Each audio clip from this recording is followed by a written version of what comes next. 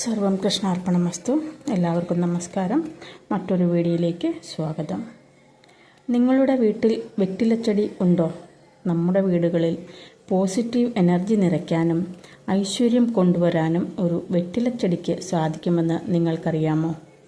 ഭാരതീയ സംസ്കാരത്തിൽ എല്ലാ മംഗളകർമ്മങ്ങൾക്കും ഒഴിച്ചുകൂടാനാവാത്ത ഒന്നാണ് വെറ്റില.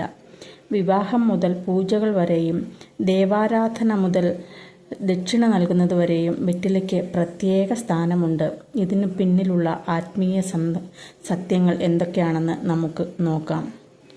വെറ്റില ഒരു സാധാരണ ഇല മാത്രമല്ലെന്നാണ് സനാതനധർമ്മത്തിൻ്റെ വിശ്വാസം. ഐശ്വര്യത്തിൻ്റെ ദേവതയായ മഹാലക്ഷ്മിയുടെ സാന്നിധ്യം വെറ്റിലയിൽ നിറഞ്ഞിരിക്കുന്നു എന്നും വിവിധ ദേവതാ ശക്തികളുടെ വാസസ്ഥലമാണിതെന്നും പുരാണങ്ങൾ സൂചിപ്പിക്കുന്നു.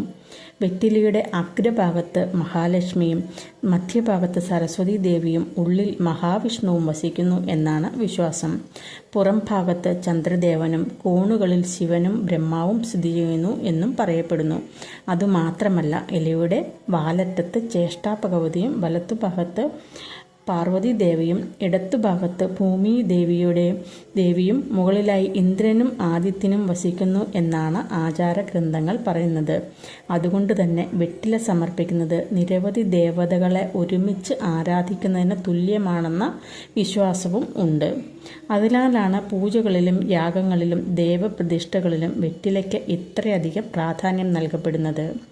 ഐതിഹ്യങ്ങൾ പ്രകാരം കൈലാസ പർവ്വതത്തിൽ ശിവപാർവതിമാർ ആദ്യം മുളപ്പിച്ചെടുത്ത ദിവ്യ സസ്യമാണ് വെറ്റില. അതുകൊണ്ട് തന്നെ ശിവ ആരാധനയിലും ശക്തി ആരാധനയിലും വെറ്റിലയ്ക്ക് പ്രത്യേക പ്രാധാന്യമുണ്ട്. ലളിത സഹസ്രനാമത്തിൽ ദേവിയെ താംബൂല പൂരിതമുഖി എന്ന് വിശേഷിപ്പിക്കുന്നതും വെറ്റിലയുടെ പവിത്രതയെ സൂചിപ്പിക്കുന്നതാണ്. വാസ്തുശാസ്ത്രപ്രകാരം വെറ്റിലച്ചെടി വീടിൻ്റെ വടക്കുകിഴക്കു ഭാഗത്തോ നട്ട് പരിപാലിക്കുന്നതും ശുഭകരമാണെന്ന് കരുതപ്പെടുന്നു.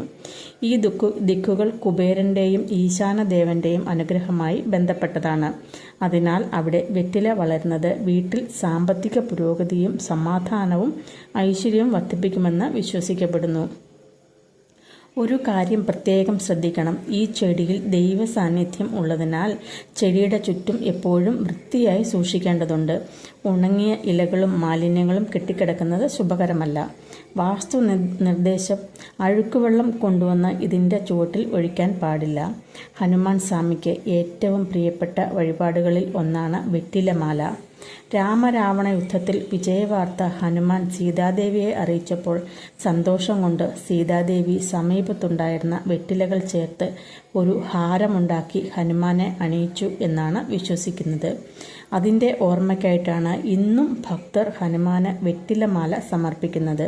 പ്രത്യേകിച്ച് ശനിയാഴ്ച ദിവസം ഭഗവാന് വെറ്റിലമാല അർപ്പിക്കുന്നത് ശനിദോഷ ശാന്തിക്കും തടസ്സങ്ങൾ നീങ്ങാനും തൊഴിൽ വ്യവസായ മേഖലകളിൽ ക്ലേശങ്ങൾ കുറയാനും സഹായിക്കുമെന്നും വിശ്വസിക്കപ്പെടുന്നു.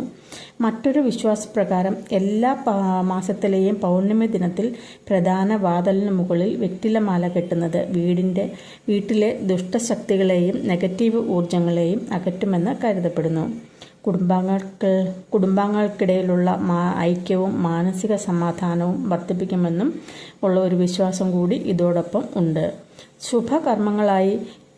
കർമ്മങ്ങൾക്കായി കൊണ്ടുവരുന്ന വെറ്റില കെട്ടഴിച്ച് വായു സഞ്ചാരം ലഭിക്കുന്ന വിധത്തിൽ വേണം സൂക്ഷിക്കുവാൻ. വാടിയതോ കീറിയതോ പുഴുക്കടിയേറ്റതോ ആയ വെറ്റിലകൾ പൂജകൾക്കും മംഗളകർമ്മങ്ങൾക്കും ഉപയോഗിക്കാൻ പാടില്ല.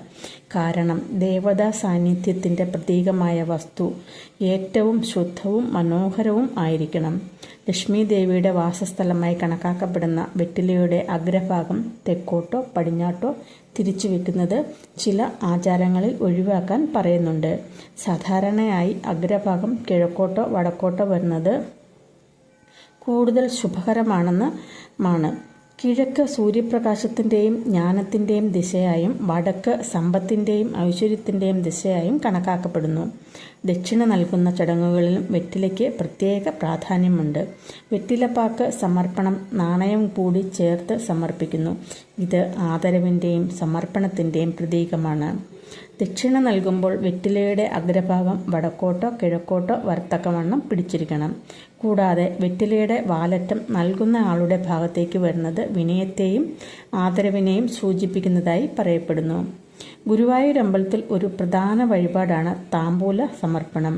വിവാഹ തടസ്സങ്ങൾ മാറാനും നല്ല വിവാഹയോഗം ലഭിക്കാനും ദാമ്പത്യ ജീവിതത്തിലെ അസ്വാരസ്യങ്ങൾ, കലഹങ്ങൾ ഇവ കുറയുവാനും ഭഗവാന്റെ അനുഗ്രഹം തേടി ഈ വഴിപാട് നടത്തുന്ന അനേകം ഭക്തരുണ്ട്. വൈകുന്നേരമാണ് താമ്പൂല സമർപ്പണം നടത്തുന്നത്.